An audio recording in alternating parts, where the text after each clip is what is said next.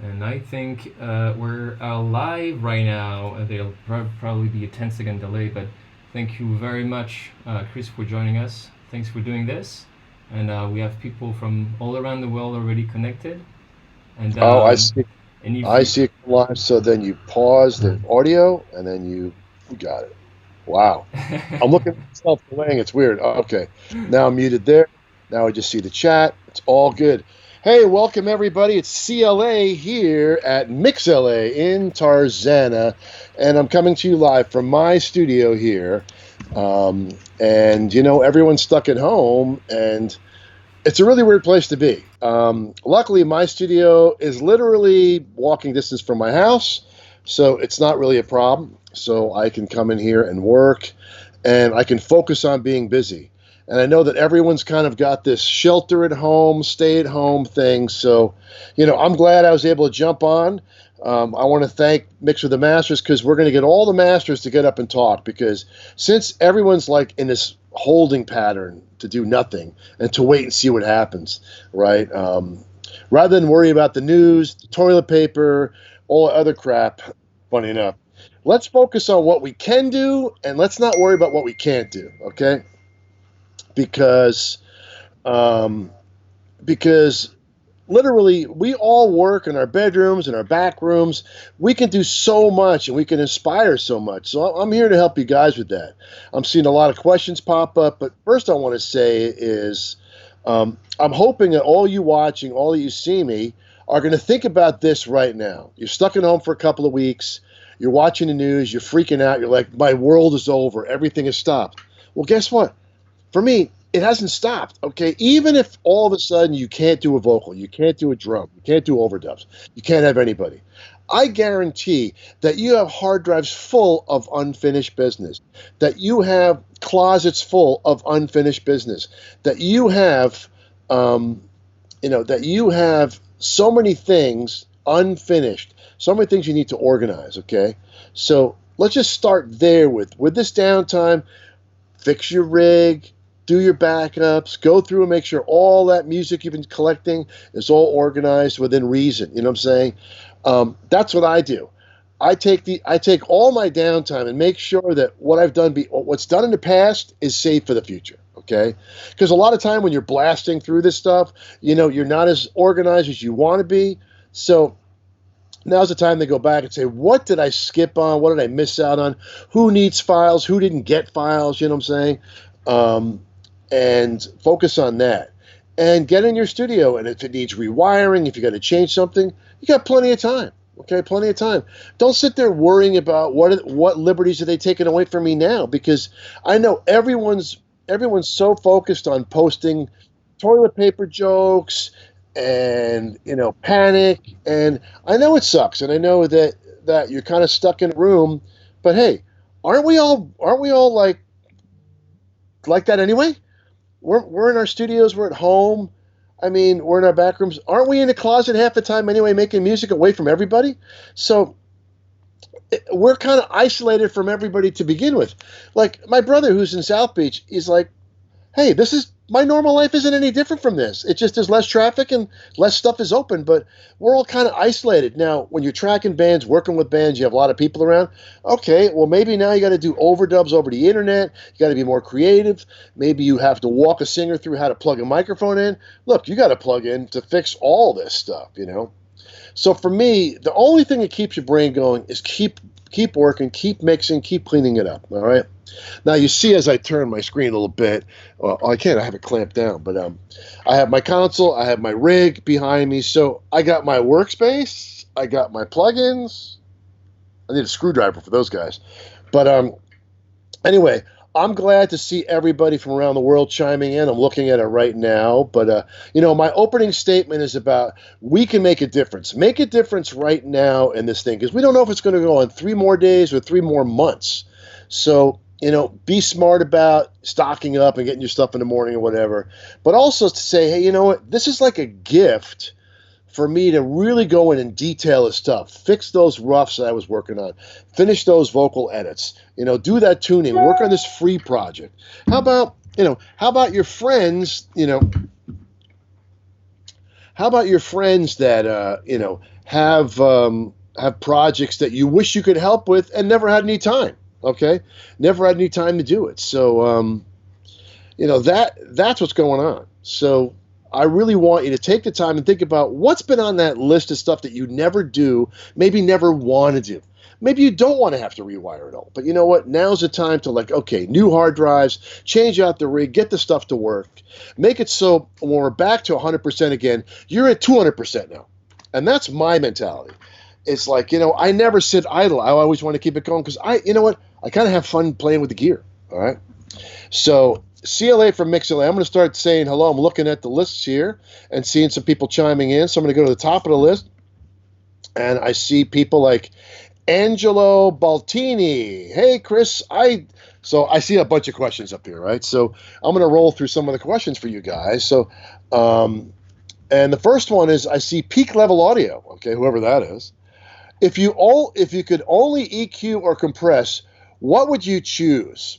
Well, be honest with you, I'd probably EQ, because if you can't EQ, then what's the compression going to do, right? So, Kenneth Wilson, are your Pultex tube or solid state? Who'd want solid state? They're tubes. It makes the room warm. And I actually bought 2 new ones too, and the new ones are really good, so I recommend it. Angelo Baltini, hey Chris, I noticed you tend to boost a lot of top end on your mixes. How do you do this without getting it harsh?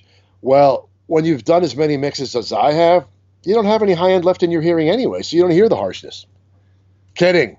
No, I add shine. I just keep adding shine. And if you're always adding in the same area, it's never going to get harsh. Harshness can happen in the upper mid-range. How about John Wright? Hi, Chris. Getting an early question in. Well, hey, here I am. How do you deal with a recall using a hybrid system of Pro Tools and hardware? Hey, that's a good question. You guys are all looking back at this going, how is that guy able to put stuff back? Okay, how about it takes 15 minutes to put it back. Here's why, okay? No matter what gear you use, and this is a really good question, and this is really good advice, okay? So no matter what you use gear-wise, no matter what it is, okay? Every piece of gear has an ideal setting, right? Compressors, let's just talk about compressors. Compressors all have the ideal setting. Find that setting, leave it on it, okay? Don't change it. If you want it to compress more, give it more level from your Pro Tools or whatever, right? EQ. If you're going to do an EQ boost, do it exactly +8 or exactly +10, okay? Make it organized. So if you're trying to remember that you had some outboard EQ on something, make it so it's something easy to remember. I guarantee if you put it on +5, +9, it's going to sound just as good as +8.2, right? So think about recall. Always think about recalling as you go. I've been thinking about getting back to it my whole life. So it's very important to get back to what you're doing. That's the most important thing in mixing is, can I get back to this? What's so important? If you want to use some crazy outboard gear, then set it up where you're not going to touch it and it's easy to get back to. So John, that's a good question. CT Limited, or CTLD. How do you choose your snare samples? Which quality? That's super easy. You get the song working, okay? You get your song working. You've already put your drum samples in there. So it's just like this. How about this key? No. How about that note? No. That. It's almost like when you have an organ and you're just putting the slide bars up and down. You look at it that way. It's like, oh, this deep one, that's going to help. Oh, this big room one, oh, that's what I need. So you never know until you kind of just put the faders up and say, oh, this texture helps, that texture helps. Good, done. Those 3, those 2, or that 1. So or how about none? Okay. So that's the way that works. So here's another question. What is the EQ setting on the guitar bus? I mean, that's pretty general, right? So it just means if you have a parallel EQ on anything, it's usually adding more top, maybe a little bit more mid-range, whatever's missing. It's like when you get a hamburger and you put some cheese and ketchup on, it's like, a little bit more ketchup. So you got to add to what your personal taste is. It might be different than mine. And then one more question from CT Limited. Do you de-ess, delay, and reverb? Never did that before. I mean, I just roll off the top. So if you're de-essing a vocal, then maybe it's not going to spit so much. So, Good question. Don't really do that. So scrolling through the questions here. Okay. So anyway, Francisco Oros. Hi, Chris. Thanks a million for doing this. How do you get your mixes to be so consistent in volume without the use of a limiter? Is it how you hit the console? Is it the bus compressor? That's an interesting question, and I can help all of you out. You notice that I have my logo on my cups. Isn't that annoying? Anyway, I have a cup warmer down here. I hope you guys can all hear me. I'm using a Bob Clearmountain Apogee mic, the MC, for good quality. So, how you doing? Anyway, here's the question about consistent volume, right? You calibrate your rig. You make it so, look, I'm always looking at 0 VU. I'm always looking at level, okay? I'm always monitoring with that level in mind. So I think what makes mixes consistent is always listening at the same volume, because I don't compress that much. My mix bus is like 3 dB. It's not even that much. I'm not limiting. I think limiters can destroy the shit. So if you put a limiter on a bus on your mix, it's going to automatically take that kick and snare you work so hard to make sound good and make it go. So I don't know. I would try to make it work with the balance. Balancing is everything. So, and the bus compressor, Focusrite Red, I mean, it's not really that much. It's really all in the balance. Now, maybe because I'm using an analog console, it helps, but you can put my mix hub, you can put analog stuff across every channel to give it a little more glue. I think what happens is that the more complicated you get, the harder it is to balance it. So that's Francisco Oros. Now I have Ty Hinter. How do you use Sony's tape converters for mixing on SSL today? Do you feed them digitally from Pro Tools? Do you think of modeling those with waves? Interesting concept, okay? So here's the question. Chris, what is your D to A? Because obviously I'm mixing digitally to analog through this, then it goes to another D to A to the 2-track, right? So if you guys understand that, then the thing I can explain is that with all the converters I've used, I've tried them all, okay? Since the 80s, I've been using these converters, and I've gone off them, tried this one, said, I don't like it, go back, go this way, go back. It's hard to beat something that was built in the beginning of it. There's just a sound quality to it. It's a punch, a low end. It's just what I like, It's just what I got used to and what I like. I've tried other ones, and they sound like the music is missing, or they sound, not punchy. Now, the only ones that came close were the Red Nets, and I used those for a while, and I still have those, but I actually prefer still using the 48. I have Symphony 2s, the brand new Symphonies. My brother uses them. Those are pretty good too, I'll be honest with you. When a machine fails and goes away, I guess I'll get rid of it. And all the ways I have to connect it, if all that stuff breaks, I'm going to have no choice. So a lot of it is that if it's still working, why change? If you like the sound of it, what's the point of changing the whole thing up, right?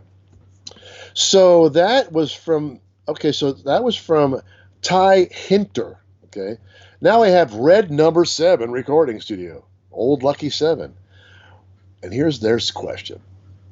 What do you view as ideal for gain staging when coming out of Pro Tools into your SSL console? Ballpark VU levels for kick and snare. Mix levels on the master VU. Usage of limiter plugins to control levels. First of all, why use limiters to control levels? Look, it's -18. It's 0 VU. Part of the reason I like using the tape machine is that I can see the gain coming to the console. So if you think about a tape machine, you guys know what tape machines are? A Studer 800, a 24-track tape machine. The whole gain staging was based on that. So since you don't have tape machines, since you don't have that kind of metering, if you align yourself up to -18, if you're going through any kind of analog thing, you're going to have to kind of do it by ear. You're going to really have to do it by ear with level. But, there's a gain plugin you can use in Pro Tools, and you go like -1 on that. That's going to kind of give you -18 if you set it, right? So there's ways to get around it. But it's pretty much, I'm mixing the same way I always did, whether it was 24-track tape, 16-track, 3348. It's all the same. I just adjust the future levels accordingly. Do I limit plugins to control levels to tape? Unless it's a sound I want, but not usually. Usually I'm just adjusting the level to tape. And if I want to put a plugin to tape, to me, I'll do it on the way in. So if I move forward, I have High Hopes. Okay, High Hopes, that's a Bruce Springsteen album. So High Hopes got a question. Where do you get your kick and snare samples? Do you use the samples from your Slate library often? Well, that's a good question. Here's what I recommend for everybody who wants to use drum samples. Drum samples are like women. Everybody's got their own taste. Everybody's got their own way. So when you're doing drum tracking and you got a good drum sound, make samples. Every time I do tracking, I get some one-shots. I don't need all the dynamics. Just give me the one-shots. That's the moneymaker. So make your own. All the ones I use are ones I've made for years and years and years. And they're just a pile of them. So I have some favorites that I've been using. And I think that's the best way. And the Slate ones, yeah, I mean, I remember pulling those up and using them also. So a lot of it is my mood when I'm adding samples to a song and doing it. It depends on which ones I think are going to work for that song, right? Now, so that's a good question. High Hopes. Make your own. Make yours an individual. Everyone's got their own taste, right? Luigi Saka. Hey, Chris. Thanks very much for doing this. Your API 550B EQs for this. Okay. Thank you very much for this. Your API 550B EQ are used after Pro Tools, one for kick, one for snare. Can I ask you more information about your parallel stereo EQ for instruments? So I guess you see that I use, on kick and snare, a pair of APIs in the rack. They're detented, and I kind of have them on this, like, no matter what the kick and snare is doing, this is going to help. So, so that's what I have going on. And then his other question is, can I ask you more information about your parallel stereo EQ for instruments? Well, I sent it to a stereo channel. I had a little top, I had a little mid-range, and it's just there to have a power boost. I make the mix work without it, and most of the mixes, a lot of mixes, I don't use it. I use it on mixes that need the extra oomph and choruses. I use it as a scene changer. Or if I'm just looking for stuff that just needs to be more aggressive, like rock stuff is going to need more mid-range, so I can dig out more there. And that's for you guys to try too, right? So do a little parallel EQing. Why not? It's so much fun. And then we move down. So Luigi, good question there. Alejandro Landetta. I've seen your Mix with the Masters videos, and most of your EQ moves are done with the SSL EQ. How do you go about cutting resonant frequencies that could be in the recording? Well, I mean, what's a resonant frequency? What's the problem there? I mean, if something's resonating or ringing, right, I'll find it, I'll cut it. I mean, but usually I'm a boost guy. I like to add. The only stuff I really cut on is like toms, stuff that's got ring. I mean, yeah, if I hear something ringing or resonant, the only reason I stick with the SSL, it's like, I really know how to use this screwdriver. You know what I'm saying? I'm really good at this tool, okay? I don't even have to think about it. I know exactly what the curves sound like. I know exactly what I want. So rather than getting the fab filter or this EQ or that EQ, my go-to is my mix hub. I'm always using that. If I don't think the console is going to work, most of the time I'm doing the heavy lifting in the box with the mix hub because every EQ sounds the same. So that's a good way to answer that question, okay? And then there's one more. Do you find yourself, using something like the fab filter? I've used the fab filter sometimes when stuff's really dull or really screwed up or I really want some crazy filtering, but it's cool looking at the screen and doing that. It's interesting. And I've used it once in a while, but I still prefer to use the more simple SSL style. Why? Because I've been doing it since the 80s like that, so it's hard to change. So then another question, that's a good question. So then we move to Pat Hundley. Oh, Pat, what's going on, Pat? Can you explain a little bit about what gear or mentality is actually behind some of your plugins? I mean, you got to remember my compressors, are kind of mimicking and being just like that, right? So my compressor plugins, that's pretty obvious. It's emulating that. The signature ones, it's like using what I can use under the hood, that's going to give the sound of an all-in-one, right? And my mix down, it's like making my mix bus into an all-in-one. So it's using gear I have to make an all-in-one. And there'll be more plugins coming. Trust me, I'm working on them right now. And the mix hub was like a supercharged ultimate channel strip that gives you the ability to use multi-track, to be able to look at a multi-track, to be able to look at 64 EQs at once, to be able to get a visual and be able to manipulate, bigger. But when I made that plugin, I just wanted to supercharge it and make it beyond emulating a console, but I wanted it to just be something bigger and better that I would use every day. So, Pat, good question there. Let's move on to Ty Hinter. Which piece of hardware gear in your setup seems most complicated to be replaced with a plugin? Well, good question. The piece of gear would probably be the console, right? Or, if you take every piece of gear by itself, delays, EQs, plugins, right?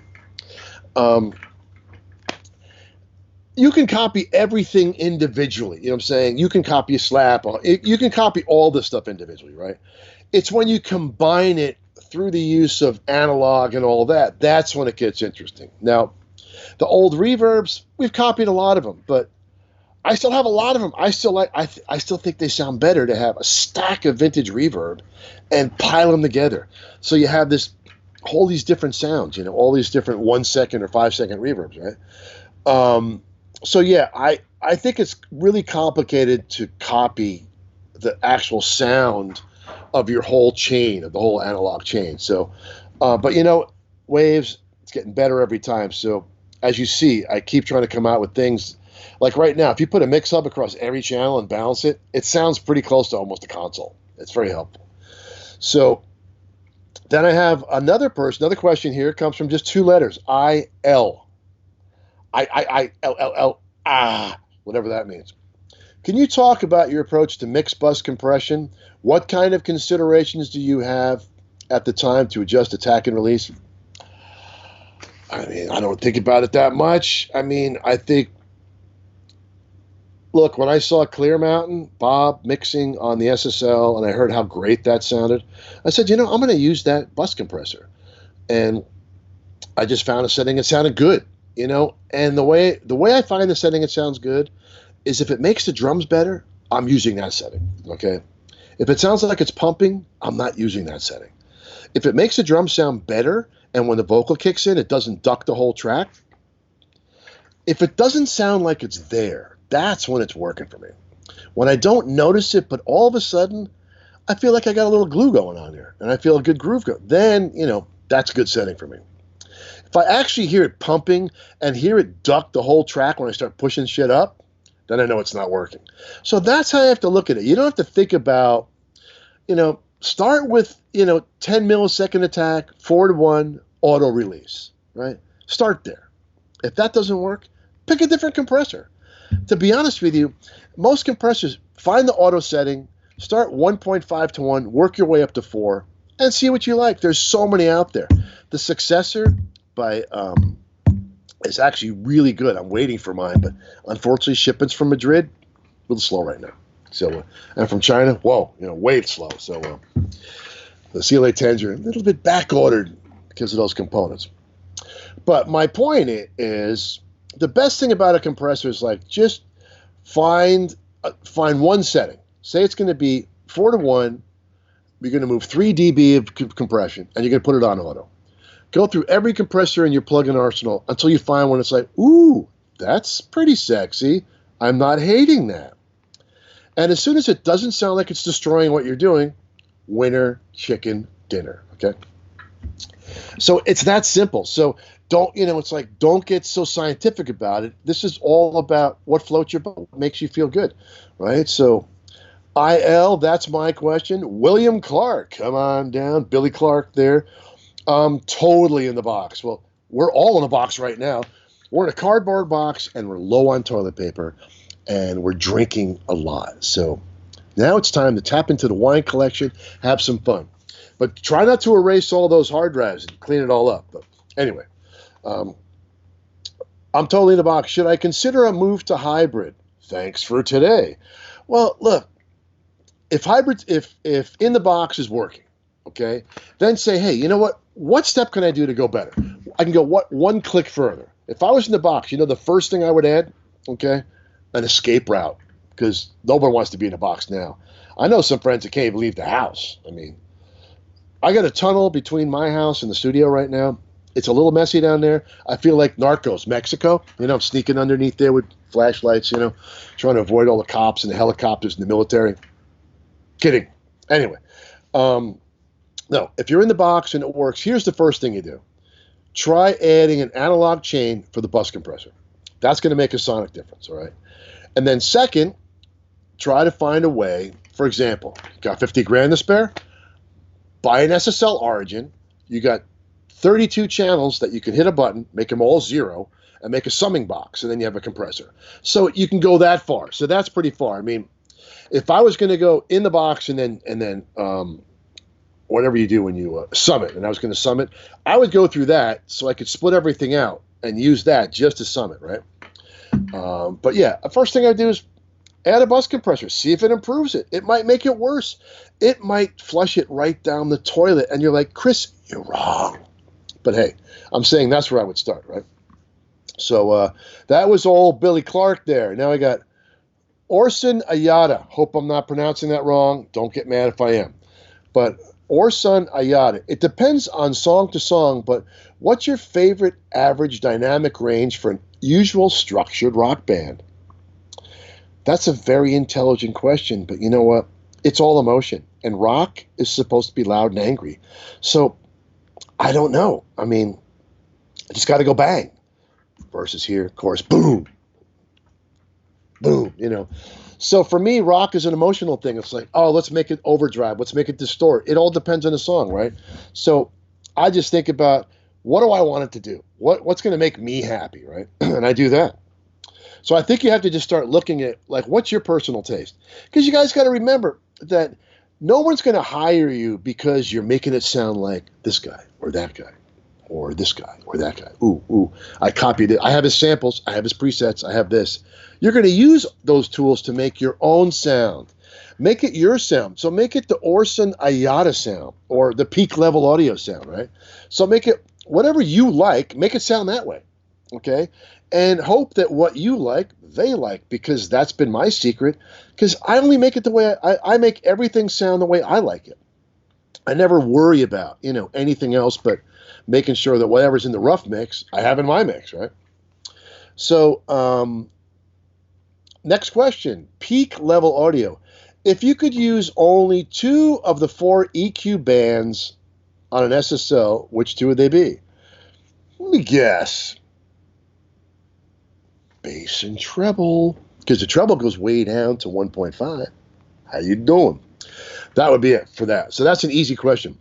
Jesse Miller didn't have a question. He just had sunglasses. Anyway. Shane Grush, how you doing, Shane? Thanks for the time. What advice could you lend to us regarding nailing the overall brightness of a mix? You seem to have an intuitive sense for getting the overall EQ perfect. Here's why. I always monitor at the same volume. I always use the same speakers. I always check in the car, no matter what, the boom box. Okay, I know what my car sounds like. I know what records I like. When I open up in the morning, you know what CD I'm putting on? Hysteria by Def Leppard. Because if anything has a perfect curve, that does. I mean, those guys spent an eternity getting that right. So I have an original CD, a good CD player. I put on his background music. So, get used to what stuff sounds like. But really, if you go out to your car, check in your car, whatever you're used to, and that's how you're going to nail the top end, right? So Shane, good question. And then Fee Charette, hi from Brazil. Hey, Brazil, how you doing? Okay. Eat, sleep, drums. Hey, that's cool. I like that. Eat, sleep, drums. Eat, sleep, drums. Eat, sleep, drums. Eat, sleep, drums. Eat, sleep, drums. Eat, sleep, drums. Anyway, I amuse myself. We're all living in a box, so if you're not laughing, you're crying. But anyway, hi, Chris. Just wondering if you could provide some info on what kind of processing, EQ compression you do on your effects returns to make them blend in with the track so well. Cheers from Ireland. Well, I hope you guys are having fun in Ireland, and I hope you're drinking a lot of beer, because I tell you, it's good beer time there. To be honest with you, the returns on the reverbs and stuff, you know what I'm saying? The returns on that is I'm not compressing them. You know what I'm saying? I may be rolling off some top on the delays or some of the reverbs, or maybe one reverb's a little too scooped. I add some mid-range, but I'm not mangling it, to be honest with you. It's just I use so much of it. So, if you're going to have one snare drum reverb, why not 4? If you're going to have 2 delays on a vocal, why not 6? So I layer it. So it's all about balancing, really. And that's the best way to look at it. So I think it's all about, how you just blend them from scene to scene. So I don't want to hear the effects, but I don't want them to go away, right? So Eat Sleep Drums, greetings, Ireland. All right. Alex P. Hey, Chris, thanks for doing this. What EQ moves have your parallel guitars and parallels? Okay, what EQ moves have your parallel guitars and parallel snare faders? I don't know what that means, but hey.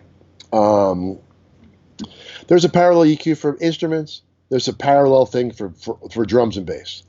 You know what? It's to add what's missing. It's like, that steak is a little boring. How about a little more salt and pepper, Or that baked potato could use a bigger stick of butter. Yeah. It's really that. Shine, punch, So that's what I would do. So Per Inar Watley. Okay, I'm not pronouncing your name right, but Per or Pier, hi from Oslo. Welcome aboard. Mac and Diesel. Hey, it sounds like a clothing company. It could be a beer or winery, or it could be a gear company that makes compressors. Mac and Diesel sounds pretty hardcore. Or trucking company, right? Just want to ask, how do you handle kick and bass when they're in the same frequency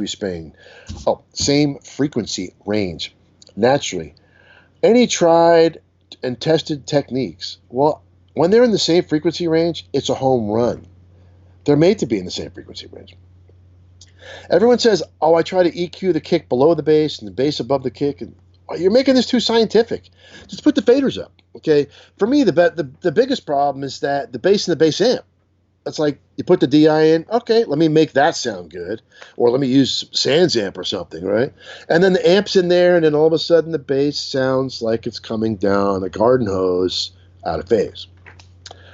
And only occasionally from certain producer I get, good, I get good stuff like that. But I find a decent compressor on the bass, add some top, and just make it work. Don't try to get scientific about it, So Mac and Diesel, good luck with the gear company. Carlos R. Hey, Chris, what kind of things entail to the preparation process your assistants go through to set up a mix for you? Curious to know, what do you get out of the way before you start mixing? Wow, Carlos, good question. Okay, let me run it by you guys. Let me explain the problems you're running into, especially now that you have all this time, right? You get a file, or maybe it's your file, right? It's a huge mess. It's got edits. The shit's got to be cleaned up. You spend 6 hours just cleaning up the mess, making it something that you can open up and get creative with. So what my assistant does is we just have a plan of going through it, putting it in a certain way, but organizing it. So when you're mixing, you're not audio made, you're audio magician, right? So the problem with mixing is that you spend so much time just organizing and cleaning it up, you've lost all perspective on it. Okay, you know what the little hourglass? Where's my hourglass? Sands through the hourglass, right? Think about mixing as that you only have so much time before you hate every part of the song, or you have lost all concept on what to do with it. So what you got to do is take whatever you can do. Take the time it is, prep the song, get it ready so you crack the session. Then all of this is, okay, let me put some plugins on, let me get it balanced, let me get it set up, boom, and go. So my sessions are set up so everything's comped or prepped a certain way. It's not really comping. It's more just organized, okay? So since it's 44 outputs, I only have 44 parking places. We organize it to be 44 parking places. Let's check the camera. You know what I'm saying? So I always put the drums a certain place. I always put the guitars, the keyboards. I always lay it out a certain way. He doesn't put all the plugins. Now, if I'm on a record, I'm going from project song to song, and we got a sound on song one that they love.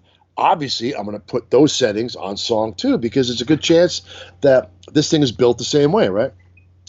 But the secret to making good mixes is to do all the prep work and then come back to it and be fresh on it. So it's a longer answer, and when you guys come to my seminars or do stuff like that, when come to see me, this is a couple hours that we go into and go how to organize it and the difference between a handoff, an overlap, a comp, right? And how to make it take up less space and less screen room, and then you can manage it, right? So my assistant does the prep work, but I do all the sonic decisions, and I do all the layouts, so I make it really easy. It's Carlos, good question. Tiago Mello in the house. Hey, Brazil in the house. Good, Tiago. Good to see you on here. Francesco Ganduso, hi from Italy. You're still alive. I know it's tough there right now, but hopefully we'll get over this, okay? And then we can all go back to eating and drinking, enjoying one of the greatest places to be, which is Italy. So I love Italy. I love many parts of Italy. And it's a great place, and I wish I was there now. Miguel Leon Garcia. Who is your favorite mix engineer? Bob Clearmountain. That's why I started. Me and my brother started because we love Bob. We love what he does. To this day, I can never figure it out, but it's magic. So, still my favorite. But hey, he's the one that got me started. He's the reason why I do this, and I'm just happy to be along for it, So, obviously, my brother. That's my favorite. And there's a lot of other guys out there, Serban, Manny, great guys out there. So I see a hi, Chris, from Francois. Andy Mowat, hi from Venice. Yep, still rocking, good. Chubba Rick, hi, guys. Russ Miller, glad to hear you safe over there. Everyone responding. Let's see. Francois from France, do you play with the phase and do you reference in mono often during mixing? Well, good question. The stuff I check phase on is usually kick and snare against the overheads and rooms. I check phase on bass, obviously in bass amp. So yeah, I do. I'm definitely phase checking if something's in stereo or whatever. Boy, this thing is ringing like a chime here. And I'm just going to stop it right now. And that's it. Sorry, kids. There we are. So what I was going to say is I do that. Checking in mono, don't really care that much right now. When I was younger, I used to always mix through a mono speaker in a corner. And it's great. If you want to mix in mono and you want to mix through one speaker, go for it. You know what I'm saying? It's really cool if you can get used to that. But I have a boom box behind me, and its speakers are pretty close, and I'm listening to it from a distance, so it's kind of mono. So when I mix with a boombox, it's kind of a mono mix. So that's helpful. So that's a good question from Francois in France. Jamie Cabragante, yeah, hi from Spain. Andy, Highway, HVY. Okay. Locked in the studio. Oh, okay. Do you have any secret tips and trips? Oh. Do you have any secret tips and tricks for mixing with the NS10 without subs? I already have a good amp. Well, Highway, or Heavy, whatever you want to, whatever your name is there, whatever your nickname is, because I guess if I clicked on it, I could figure it out. I've been on the white cone and the black box forever. Now I have my own, and I have my own amp to go with it. That helps. I'm so used to having a little sub that helps. Okay, and that makes the difference. So, having the sub, any sub you can get is just going to help you check the low end. So I recommend no matter what. That's the tip and trick. Get a sub, tune it with mixes that you like. It can be a $50 sub, whatever. It doesn't have to be that aggressive. At least get yourself started with something that's going to add something below what those speakers can do. Okay, and have them very close to you. And don't put them on isolators because then you lose the impact. Okay. So, okay, M. Dancing, locked in the studio in North Carolina. Josh Daly, hi everyone. Seth Brand, hi Chris. Compared to mixing on a console, how did you like mixing on the Slate Raven? Did you find it quick and helpful? I'm trying to decide whether to go back to analog mixing or Raven instead. Okay. Well, look, the Raven is so much fun. Look, if you're starting from a place where you're not used to a console, I mix on a console. Why? Because I've been around longer than dirt. I mean, I've been around before power. I mean, this used to have a crank on the side. So I'm so used to it. It's my instrument. It's like, it's my Les Paul, okay? I'm not going to move on to a keytar, you know what I'm saying?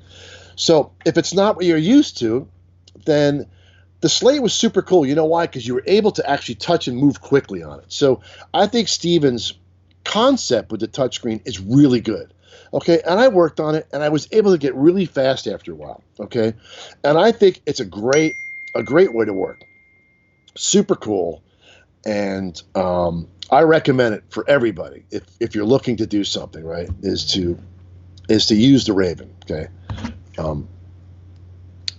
If you want to go analog, it's a different world, okay? If you're not used to that world, it's a different thing. So it's really what you want to do, okay, what you're comfortable with, okay? So try them both, okay? There's no real answer for that. It's all like, do I like blondes? Do I like brunettes? Do I like redheads? I mean, it's all personal taste stuff, right? It's all how you want to do your workflow, right? So Seth, good question. Vladimir, okay, hi, Chris, from Russia, with respect. Here is Vlad and his wife. I have two questions for you. How do you make a stems with your mix bus gear? How do you mix live recording with ambience mics? Okay, so stems. Stems is, a good question there. Sorry, I moved off the screen for a second. Oh, there we go. Don't worry about it. Look, if stems are a breakout of stems are just a stereo breakout of your mix. So here's your stereo mix, okay? Today is, 320, right? So whatever stems you made today are your opinion, your mix, broken out, okay? Are you supposed to put Humpty Dumpty back together again and make it perfect? Okay, it's going to be close. It's going to be different. It's going to be less compressed. It's going to be slightly different, okay? It's not supposed to puzzle back perfectly. If you want to do that, go for it, okay? Have fun, figure it out. Maybe in the box, you can actually print it all at once. I'm sure a lot of you guys can print it all at once and it all glues together. Look, so for me, it's not a goal. It's not, making stems to me is just, it's something that happened that we have to deal with, okay? And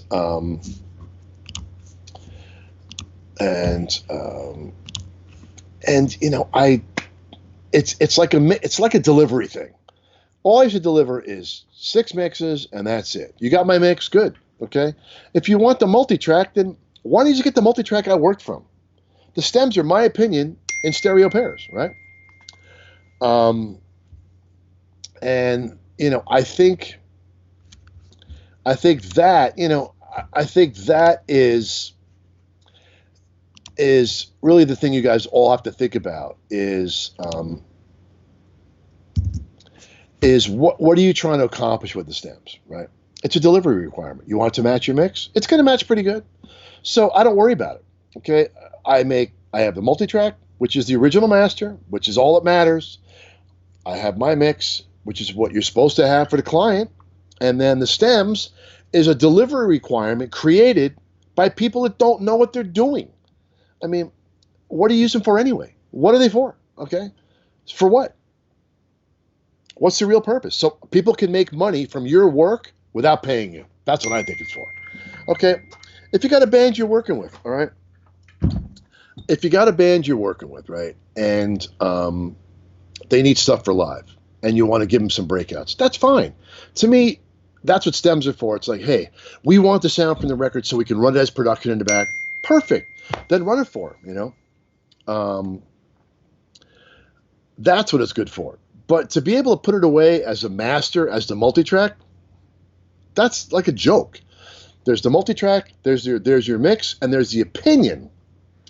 There's your opinion broken out into stereo drum, stereo bass, stereo guitar one, whatever. And look, I make them so they make sense for the requirements, right? But I'm not doing like stereo kick, stereo snare. Why? Why should I sit there and make all these passes for who? What's it for? It's not. It means nothing. It's my opinion. Either like my mix or you don't. If you don't want to use it, you have an instrumental, you have a TV track, okay, you have a vocal acapella. What else do you need? Okay, you want stuff for live. Usually they can just pull from the multi-track and EQ it themselves. But if they want that comp or that cool sound they created or that blend of backgrounds, fine, here you go. But it's really for that. But a lot of labels and record companies and Viva, have to have all these what I call bullshit requirements, and I don't know what it's for, because stems are only the opinion of a mix of today, and I don't want to be in the future trying to remix songs and that's all I get is someone's stems, right? So there's stems and there's a multi-track. Multi-track is the raw audio you recorded, however, and then the stems is the post-process, post-compressed, post-whatever, post-apocalyptical version. And to me, that is just the opinion, your opinion, broken out onto favors, okay? It's not the end all, and it's not something we worry about putting back together, okay? So good question, Vladimir. And I hope you guys all understand what stems are and what their purpose is, okay? And a lot of times their purpose is not to help you, it's to just waste your time. And that's just my opinion. And if people don't like my opinion about it, well, that's their problem. And when someone calls up and says, oh, Chris, we need the mix session and we need the multi-track and I need the mixes and I need to know who played bass. I need to know what kind of drumsticks they used, how long the microphone cable was. I need to have it in this format and that format and consolidated and 96K this, and I need stems and I need this. And I got two words for you. You know what I'm saying? Let me crank it up a little louder. Okay, I personally believe they need the raw multi-track cleaned up and consolidated. You know who delivers that? The producer, okay? When a producer delivers his magic, whether it's George Martin or someone new, Andy Johns, Glenn Johns, right? Your reputation is that, right? So you deliver a completely clean, zero plug-in, consolidated master, labeled. So here's the drums, here's the guitars, here's the keyboards, the loops, the calliopes, the udis, the percussion, whatever you got in there. It makes sense. Anybody who opens this up can do whatever they want, and they have the magic you created with your band, with your artist, and it's perfect, and that's what goes away, okay? So we can mix all from the same playing field. We can all start at the same place with the same recording, right? And do whatever we want to that and then create our own version, okay? And then that's our mix, okay? And if the artist really wants to use some stems from that mix for something, for live, great. But to make it into something that we have to deliver over and over, and for what? For what extra money, right? For extra time. So that's just my opinion on when the phone rings and say, we need this and we need that. I'm like, no, I'm not giving it to you. Because it's just pointless. Okay. That's just my opinion. So anyway, see how I rant and rave about the stem thing. So let's move on to, okay, we have Keith Pryor. I ain't no Dave Pensado. Okay. Martin Drescher. Hi, Chris from Germany. I go to Switzerland a lot, so I like Germany also. Okay. John Wright, Seth Brand, I use dual core station and love it, but I am no Chris, laugh out loud. Okay. Hey guys, streaming from Montecito, CA, hope all is well. Andreas Erickson, okay. Montecito, nice place up there. Okay, you need a little extra money to live up there. Not cheap. Your soft mix, greetings from Ukraine. Okay, Kevin, Anasio Honors, hi. Kenneth Wilson, I have two questions as well. Are your Pultex solid-state or tube? Oh, I went through this. All right. They're tube. Okay, so Kenneth Wilson, my Pultex are tube. I have a DRE 2000, and I am interested in how you use the SSL channel to process it. Are you using Reverb A or D? Okay. Well, it just comes up in a fader. There's no EQ, and I use Reverb D, and you can adjust how long you want. And it's just, you know what? The Sony Reverb has a sound. I've been using it since before you were born, and I like it. So it's a cool device. Good question, Kenneth. Chris Brady, hi everyone. Marcus Heckenberger, did it already start? Yes, I must be way back in the questions. But anyway, have you found any plugins that have outdone their hardware counterparts? They all have. Wait, they all have. How's this? How about they all have? Here's the reason why they all have. You put an EQ on a channel. You put 48 EQs on it. They all sound the same. That's outdone the hardware, because the hardware all sounds different. So they might as well all have names. Larry sounds one way. Penny sounds a different way. Russ, George, Weasel, Flounder. They all sound different. It's like Animal House. They all have personalities. So even on my analog workstation over here, analog workstation, woo! Every channel sounds different. I mean, sure, they sound very close, but I mean, some have different personalities, right? So I personally think they've outdone the fact that you can make them all sound the same, right? So when you make one emulation, you can do a million. Now, I forget, there is one plugin out there that makes it sound like different channels. That's kind of cool. Hello from Turkey. Eat, sleep, drums. Okay. Hi, Russ Miller. I have a family in Hindley, just beside Wingen. All right, don't know where that is, but hey, sounds like fun. W. Frank. If you had 3 tips to give fresh audio engineers and mix engineers, what would they be? I love this. 3 tips. Tip number 1, accept cash. Tip number 2, accept cash. Tip number 3, never say no. So anyway, 3 tips. Okay, tip number 1, get your monitoring situation stable and stick with it, okay? Speakers, headphones, whatever. Get used to it, live it, breathe it, car, whatever. Nail that down, okay?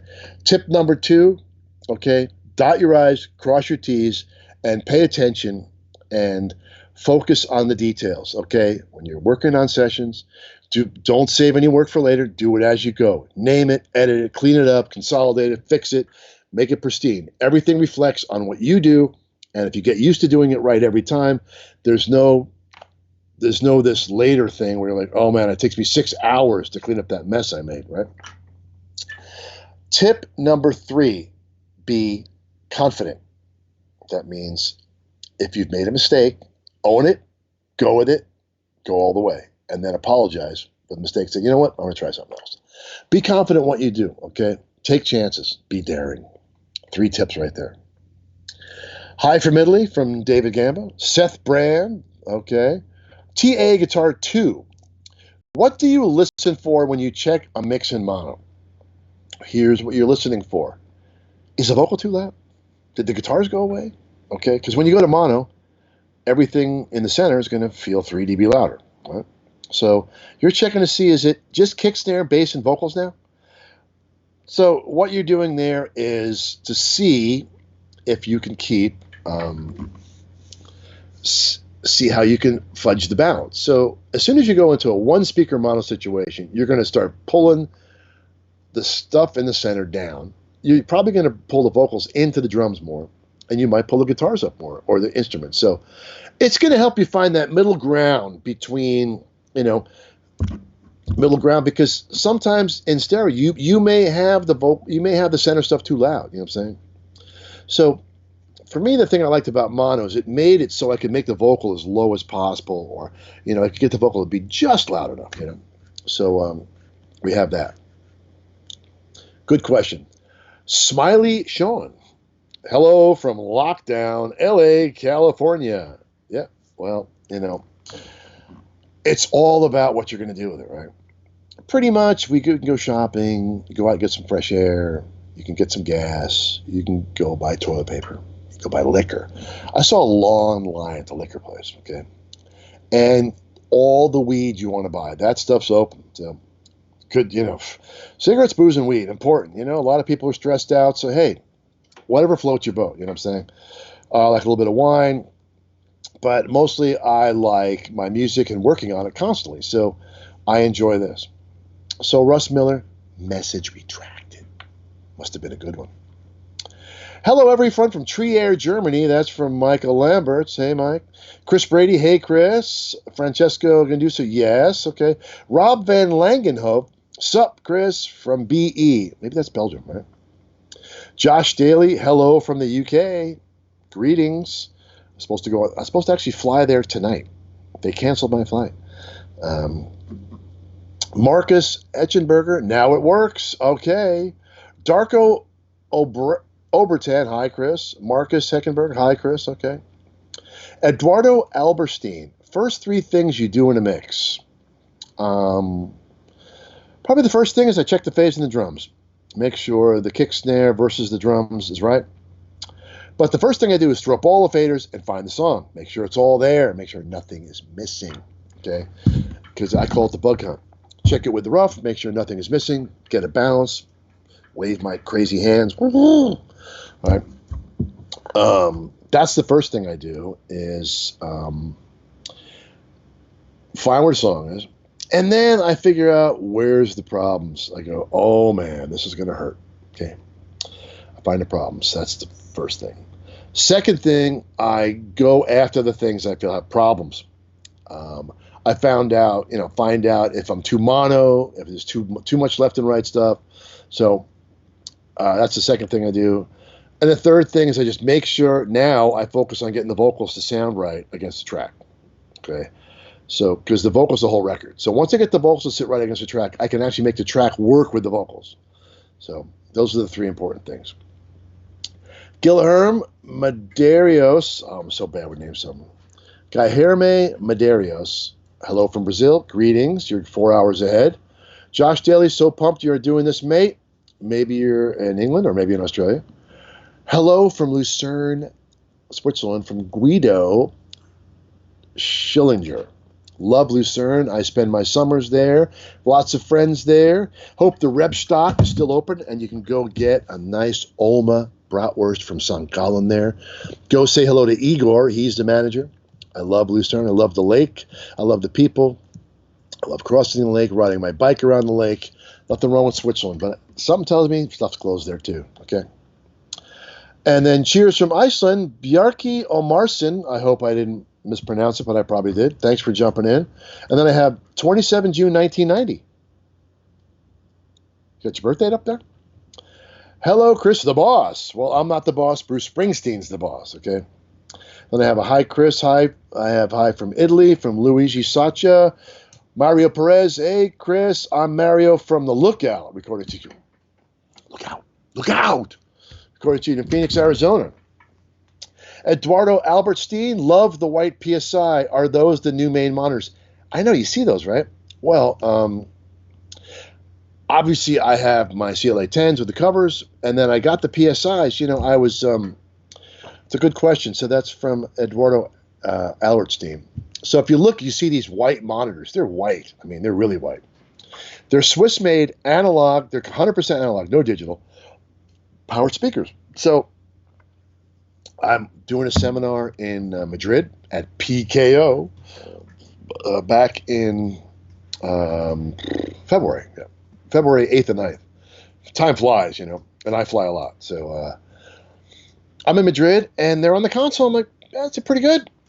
And I started using them. I started digging them. And the owner of the company, Roger, was there. And we're having lunch together every day, just talking about stuff.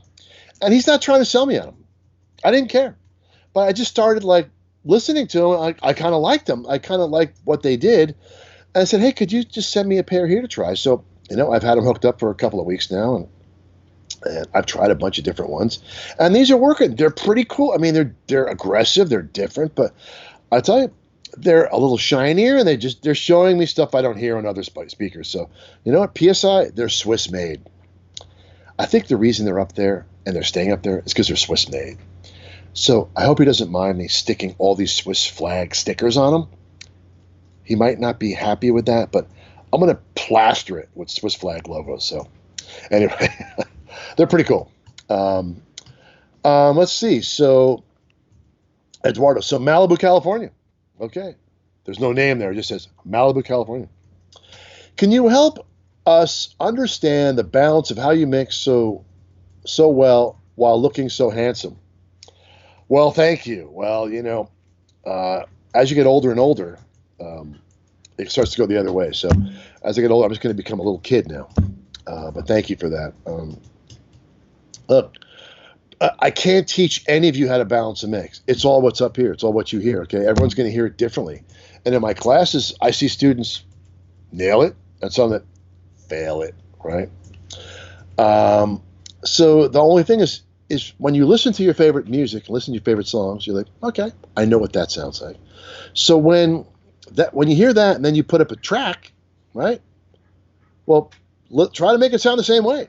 Say, hey, I want it to make it sound like what I'm used to hearing. So a lot of it's like make it sound familiar, and find the way to do that. So balancing is just throwing the faders up and see if you can make it work by itself, right? I mean, that's how I started. I mean, engineers are really balanced engineers. That's all we did. That was our job, right? So, okay, Malibu, if you have a name, thanks for chiming in there. Jesper Molling, hey, from Denmark. I worked at a place called Puck Studios in Denmark. Talk about being isolated, okay? Talk about being isolated. That place was pretty darn far, okay? And I liked being there, so I'm answering another question here to someone. But yeah, and the cool thing about it is they had these 30 like 6-inch subwoofers. So you're looking up at the wall, and there's these giant cones, okay? It was pretty cool. Nice people. It was a destination place, but I'll tell you, talk about cabin fever. Some of these places, out in the wilderness, you can get some cabin fever. And I had fun there. I worked on a Sisters of Mercy record in 1990. And I had fun. I eventually escaped because they weren't done. And but it was a cool place in Denmark, great place. So I'm trying to think. Is Hilversum? No, that's in the Netherlands. But anyway, hi from Denmark, and then Darko Albertran. Okay, so it's Darko Albertran. That's okay. 27th June 1990. Hi from Slovenia. Okay, all right. Heavy. How would you mix the battery only with overheads without room channels? What's the battery? Okay, heavy. You may want to just rephrase that. How would you mix the battery only? Is that like the battery plug-in that makes drums? So, question. Okay, so I mean, look, you just got to use your ears, and if you only have overheads, that's where the samples come in. So say you want to make a rock drum sound, and all you have is kick, snare, toms, and the overheads, and it's really dead. Okay, then it's time for you to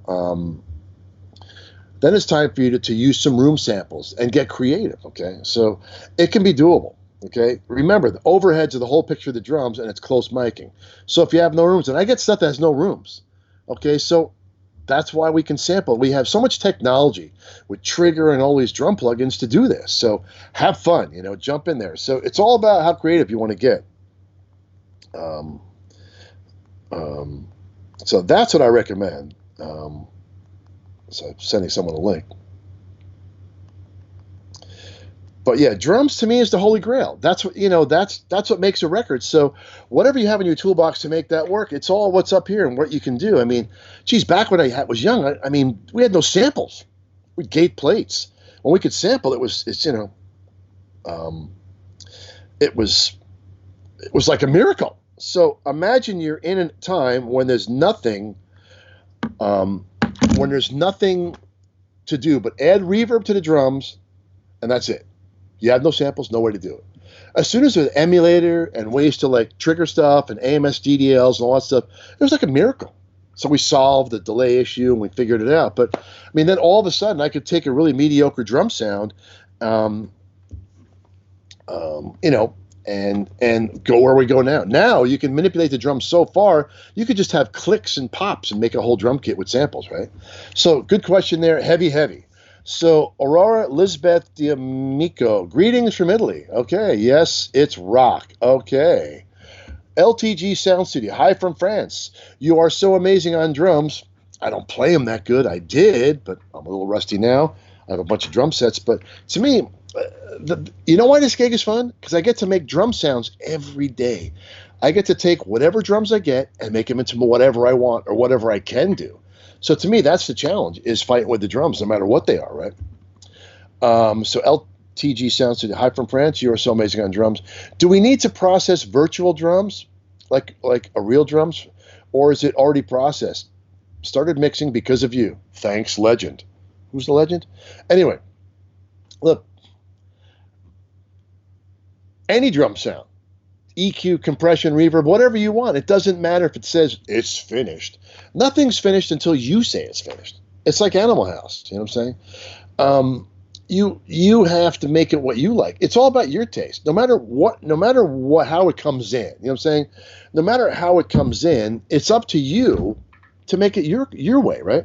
So that's what I recommend. So if they're my drums, don't be so precious. Make them the way you like them. So LTG, good question. Greetings from London. Daniel Jagoda Sadowskwa. Okay, well, I'm pretty bad at that. Okay. Jagoda Sadowskwa, greetings from London. Daniel Truson, let's rock.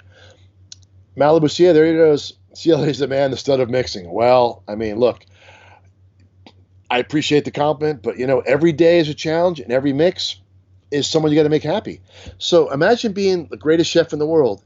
Every time you put that plate in front of someone, okay, you're hoping they like it, and I think that's what keeps it interesting, is to be really humble about it and say, you know what, I suck until I get a yes. So David Stagley, what are the new white monitors? They're the Swiss PSI, I think the 24s or something, or I forget what model they are, but and they have a little subwoofer. Pretty sexy. I've been trying it for a couple of weeks. Since they're not my main monitor, I'm always looking for something that I can play Def Leppard on really loud, or Thunderstruck.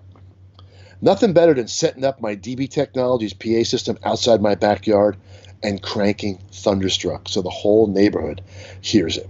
It's awesome. Anyway, new white monitors. Okay, so let's see. Moving forward here. Oh, I just lost my place on this, and I don't want to miss anybody. Okay, so I'm just going to go back to where it says stud. Oh wow, there's a lot of questions here. I'm moving right through them. Let's go back because we were asking about monitors here for a second. There we go. How many? Okay. Oh, it's pretty good. I just want to make sure I've answered all the questions. So I'm going to go back down here and look and find those. Okay. Wow, a lot of people out here today. I like it. I am so happy you're all here. Okay, I see. Oh, it's gone way up. Lockdown. Manuel, okay, hello to everyone from South Tyrol, Italy. Wow, nice there, boy. Hi, Chris. Manuel, lockdown, start working in Italy. Okay. Alonzo V. Hi, Chris. Do you work the tone of the track to fit the natural tone of the vocal, or the other way around? I mean, I don't even think about that. I just make the song sound the way I make it sound, And what's a natural tone anyway? The only thing natural is your voice, right? In the room. Hey, Chris, did you try Slate Raven? When you did you plan to use it for some work or only use your SSL? David Hanslick. Well, you know what? I'm so used to this tool, it's hard to switch. Stevie came with a great thing, and I think I mentioned that earlier, but good question. It's like, look, I think whatever tool, whatever you're comfortable, whatever you can drive, it's all about how do you want to win the race? What are you comfortable in? Maybe I'm in a Mustang, maybe you want to be in a Ferrari. Maybe, some people want to be in the electric car, right? So, Chris Baseford, hey, Mr. Baseford, how you doing? Best piece of advice we'll hear all day. Okay. I hope I said something good. Good to see you on here, Chris. Thanks for jumping in there. Chris Baseford, excellent engineer, works on some great projects, meticulous about his tracks. You can learn a lot from this guy, okay? Chris, such a great introduction. Michael, there you are. LTG. Oh, there's the processing question. Then, okay, now I'm catching up here. Exact same mentality. All right. Kenneth Wilson, ha ha ha. Yes, love the new ones. Hi, Chris. What A to D, D to A converters are you using? Well, to mix two, they are the Symphony 2s with this really high resolution 2-track card. So it really makes the mixes super clear. So they have a special 2-track card that sounds really good. So Apogee for my analog to digital 96K mixing, okay? And then Adrian, hey, nice time at 2017. Oh, Adrian must be to my 2017 seminar. Greetings, okay. Stein Tone, do you have any tips on how to keep a mix engaging for the listener? Hey, if it's engaging for you, it's going to be engaging for the listener. It's got to make you happy. Got to remember that you're the focus here. You got to make it so you're interested. You got to make it cool. If you make it cool, hopefully your taste is what everyone buys. Working for me, so that's what I'm trying to do. So Seb Munzel, okay, there's no vowels in that. When you start your mixes, is your SSL still set up like you had it on the mix before, or will you let your assistant reset everything? That's a good question. We just keep rolling. We continue from the last song. Here's why. Even though we're going to change, we're just continuing, because if we have to go back to songs, which we do for revisions, we go back to in the proper order. So we're near. So at least what we change is close. So yeah, I just pick up. I just keep going. We never reset the console. That's pointless, right? Just yeah, you're going to reset some channels, but you just keep going further, right? So LTG, hey, here from France. Okay, that's the same question. What is your go-to? Oh, Malibu, California. Where is your go-to analog gear repair shop in LA? Well, there's no one better than David Kulka at Studio Electronics, Greg Gennari over at Audio Rehab, okay, and then there is Vintage King, okay. So between those three, all your needs are solved. If I didn't mention you guys, somebody else, well, that's just for the gear. For the console, for the SSL, it is the Desk Doctor, Bruce Millet.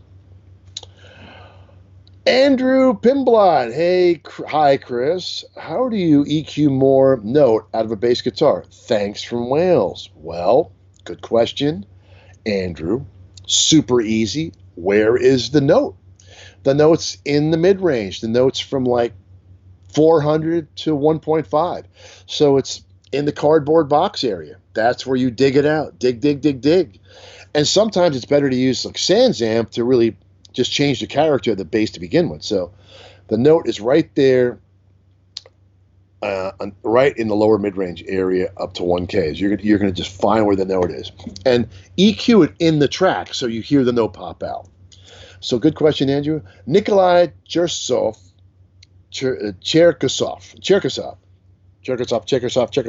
Got it. Hey, Chris, how do you deal with stab guitar? That stick too much out of the mix. Stab guitar. Stab it back, I say. Hit him when it hurts. Stab guitar. Well, look, that's where you try a little limiter, an L1 limiter or a quick attack compressor. And then, stab guitar, if it's over in the far left corner, it's going to stick out of the mix. If you move it toward the middle, put it in the middle, it's going to blend in with the snare drum. So a lot of it has to do with the panning. Stabby stuff, if you put it in the corners, it's really going to pop. Now, maybe you want that, but stab guitar is nice to just put a little limiter on it or a quick attack compressor. So, Francesco Genduso, hey, Chris, could you describe your feelings when a mix is finished? How do you notice that the mix doesn't need more touch? He's basically saying, how do you feel when it's done? And how do you know when it's done? I just know that I've solved all the problems. To me, it's like you're putting a puzzle together. Here it is. Here's the last piece. Okay, did I cover everything? Did I check everything? Everything good? Am I good with the drums, vocals, bass, guitar? Is it doing it? Great. And how do I feel when the mix is finished? I am the greatest. Hey, it's never finished until the client says it's finished. So when I get the email saying send it to mastering, I'm like, woohoo, time to get paid, yay! But no, I'm always happy when they're happy, and then when there wasn't really anything to change, if anything, right? So Zorg 82. Hey Chris, I noticed on the latest video you have that the Retro 2A3 stereo key. What do you like this on? Where is the Retro EQ? I had some Retro EQs in the rack for a while. They're super cool. I was using them on the mix bus. I revolved some stuff in my rack. So I actually don't have the Retro EQs anymore because I use the limiters.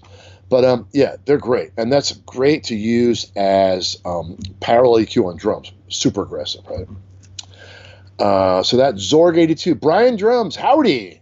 Howdy, Brian Drums. Absolutely resonate with you on your approach, workflow, etc. I see you. Thanks for doing what you do. Keep on keeping on. Okay, Brian Drums. Okay, Brian Drums. That's exactly what I've been doing. Preach it. I know you listen to it. I know they'll listen to ya. David Gamba, have you ever listened to some of your old mixes and you would have done something different? I don't go back. I produced a record called Fierce Heart in '84, and there might have been a little too much partying going on. And I did the whole thing with Fairlight drums, and it sounds a little bit insane because the drums are so loud. I wouldn't mind going back and seeing what those tracks sounded like and maybe trying again, but you're making a timestamp. How can you go back and redo it? I mean, funny enough, I remixed The Best by Tina Turner recently for the Football League, and I made it like exactly the same. I was A-Bing it. I'm like, okay, that's exactly the same. So I was going for the same stuff, and I was just realizing how loud the snare was. Wow, was it loud? I like it.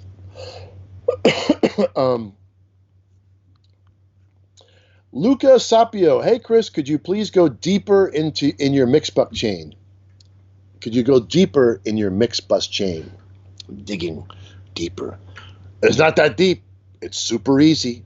It goes from the console. It goes from my 2-track, my stereo out, into a compressor, right, at 1.5 to 1, moving about 3 dB. And then after the compressor, it goes to a pair of Pultecs with some bass boost and some treble boost based on how I feel that day.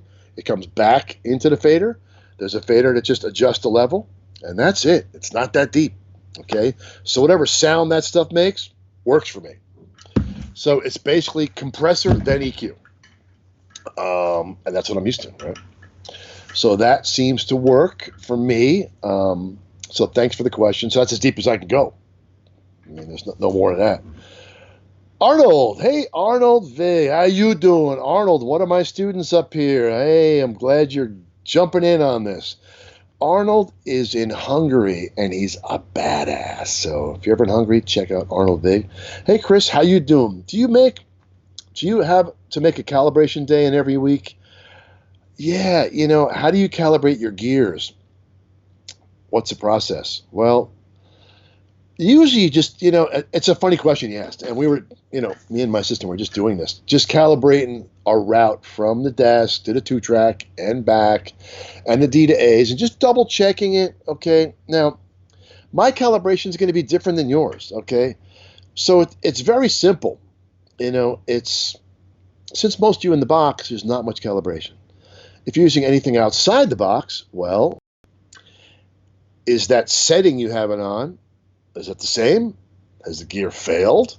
So there's not much calibrating. Because of all the stuff I use, we use a 1K tone. We're just making sure it's 0 in, 0 out, and stuff is working. Okay? Because the patch bay here can get pretty full, and, so it's a little different. So, just want to make sure everything's working and everything calibrated. So good question, Arnold. You keep rocking over there in, I think it's Bucharest, Hungary. So, Mark Hoekschma, can you tell us more about your parallel EQing setting? What frequency do you boost? What instruments do you send to it? Greetings from Holland. Well, it's simple. All the instruments, except for bass, all go there, okay? And maybe I'm adding a little 800, little 5K. Maybe it's something like that, okay? It's just to get a little more presence, an overall presence thing, or overall mid boost. And I mean, it's pretty simple. And then just seeing how much it helps, right? So it's not something. It's not every song, but it's on songs I need a little more, oomph. David Truson. So good question there from Holland. Thank you. David Truson. Hi, Chris. What is your parallel EQ for guitar and keys? Well, I think I just answered it, right? So it's just a console EQ. It can be any EQ. It's just when you've run out of EQ on those channels, this just can package it all together. It's like use an aux in your rig, put an EQ you like, right? It could be a fab filter, right? And then just while you're listening to the whole mix, adjust that and see what it does. But you can only tell what it's doing while you're hearing the whole mix and see if you notice a difference. So let's move down the list. Pablo DB. Hey, Chris, it's a pleasure. Quick question. When projects arrive at 44.1 or 48, do you prefer to convert them to 96 or keep the originals? Good question. These are questions that vary. So real simple, okay? If you want to go 96 and keep everything 96 and keep your rig 96, then go for it. Upscale it, up everything. Okay. For me, because I'm doing analog, 90%, maybe more, maybe 95% of the sessions I get are 48-24. I get a bunch of 44s. That's pointless. 44 is pointless. Pointless. Okay. It's either 48 or 96. 44.1, pointless unless you're making CDs, and that's only with the 2-track. So who cares? Get over it. Let's go 48. All right. Be done with it. Unless you have a real reason for it. The only reason is to go to 48, okay? 48-24, okay? And then since I'm EQing analog, it's bringing up the resonance. It's bringing up some frequencies. So you always want to be mixing 96-24. If you can have a separate rig or something else, or even the Tascam, what model is that thing? The DA3000, which is like 1 bit. It's a whole different bit stream, so whatever you want to use, but mostly just mixing back into your session. So if you want to upsample, it's up to you. As long as you keep it 48, prefer that you deliver 96-24 masters. So if that means everything's 96, then everything's 96. So it's really up to your workflow, okay? No one should tell you what to do, but I'm saying don't go below 48, okay? And you'll be in good shape. So Pablo, DB, good question. David Korvac, okay, I can't understand. It says, hat I that garbage can for Chris. Thanks or being you and doing this. Well, whatever that all means, thanks for being on board. Nasib Abraham, what kind of inverter do you use? How many? 1 by rack.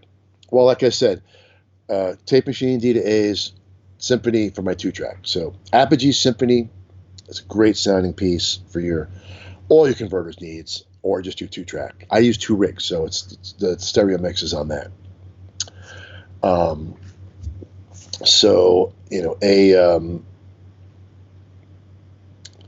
Maybe he means the computer's garbage can. So, I'm using cheese graters modified by a friend of mine, and they seem to be working. The trash can for me, it was like, I don't know, it was problematic. So modified the cheese graters, modified the towers, the original towers, the late towers with new processors and new cards in there, and have plenty of hard drives. And you know what? We're going to go down that route for a while, okay? Because there's no real answer to any of this stuff, to what works the computer. If it's stable, don't mess with it. Keep going. Just back it up, right? And Alex Overstad, why do you put reverb on the drum room instead of the direct mics? Well, because why would I put reverb on the drums? To extend the sound of the drums. So you're going to put it on the room tracks to extend the size of the room. It's a different sound when you put it on a direct snare, okay? Okay, it's up to you, okay? If you like that sound, do it. When you put it on a snare drum, it's going to get really boomy because it's so proximity. So you're just trying to use reverb to extend the size of your room or give it some tail. That's it. So to me, that's the place to put it. So that's just my choice, what I like, right? Gabrielle Fernandez, greetings. Welcome aboard to the CLA world, the world of CLA here in the bunker of Tarzana, okay? Do you ever manage? Oh, okay. I hear on drum sounds that you mix low frequencies, makes the sound very big and strong. You do it in a mix bus on the whole drum or separate pieces. I can translate that. It's super easy. How do you get the big drum sound? Well, I don't compress the drums that much. I don't. Okay, I really don't mangle the piss out of it. Everyone thinks, oh man, you must spank those things to no end. No, a lot of mixes I don't compress the drums. Okay, I have compressors patched in, but sometimes it just ruins it. So the samples, because they're confined, make it sound that way. So kind of, the bus compressor kind of gives the sound. That kind of gives a drum sound. So if I compress the drums, it's very minimally, because the more you compress them, the worse they get. They don't improve. They get worse.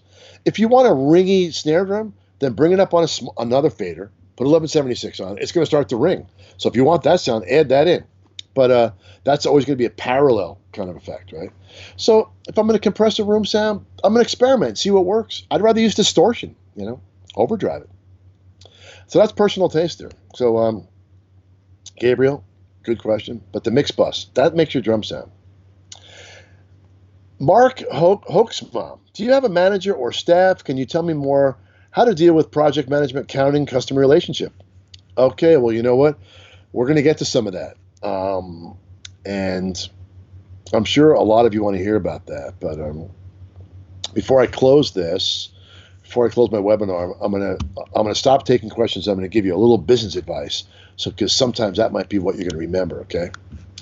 Because now we're moving into an hour and a half. All right, so you guys all still with me? I see a bunch more questions. I'm gonna go to the bottom of the list to the current questions, and because I can't go through them all, okay? And we're gonna do this again. Just gonna let you know that. We're gonna do this again for Mix with the Masters. So I just noticed, wow, 90 minutes goes very fast.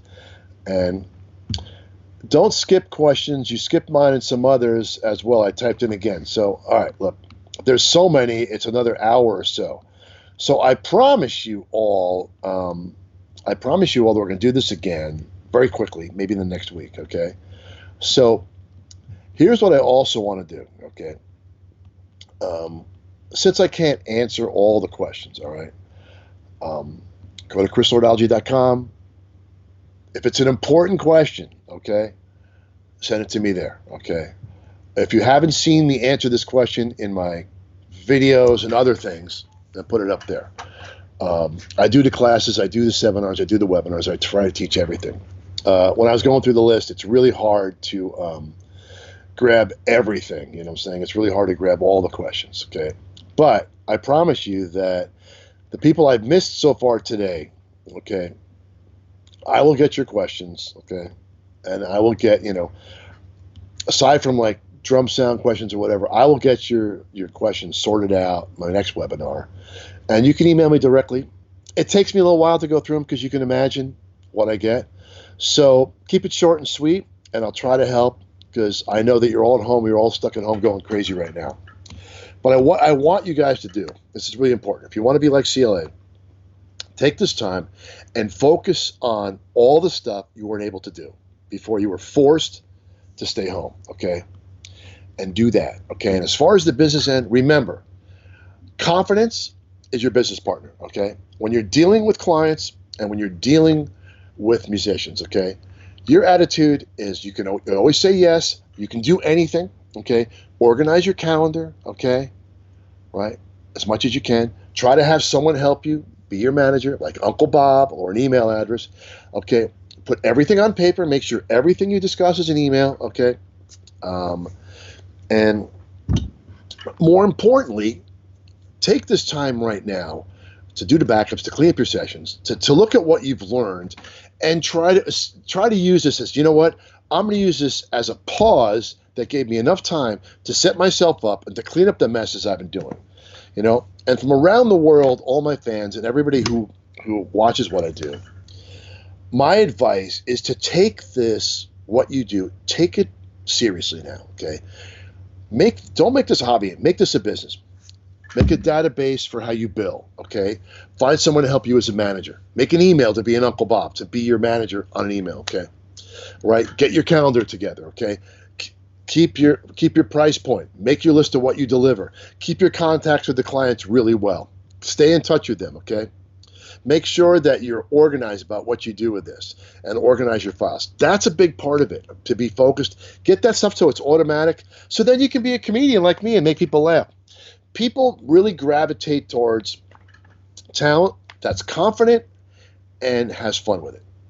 So look, I have fun, enjoy the time home, okay? But use that time home to reinvent what you have, because I know all of you have been waiting for a moment to have some free time. You got free time now. So let's make the next level of what you do be the best level. So think about what you can do and not what you can't do. So this is CLA from a dark bunker in Tarzana, okay? Thank you guys for jumping in. We're going to do this again real soon. And thank you the most to Mix with the Masters, who's donating free webinars to get everyone to plug in and be a part of what we do. So come check us out at mixwiththemasters.com and see all the videos I've done up there, okay? Go take it for a test ride. A lot of those questions get answered up there. We have the best format that there is, okay? And you know what? We're here for you. So thanks for coming. CLA, I'm out.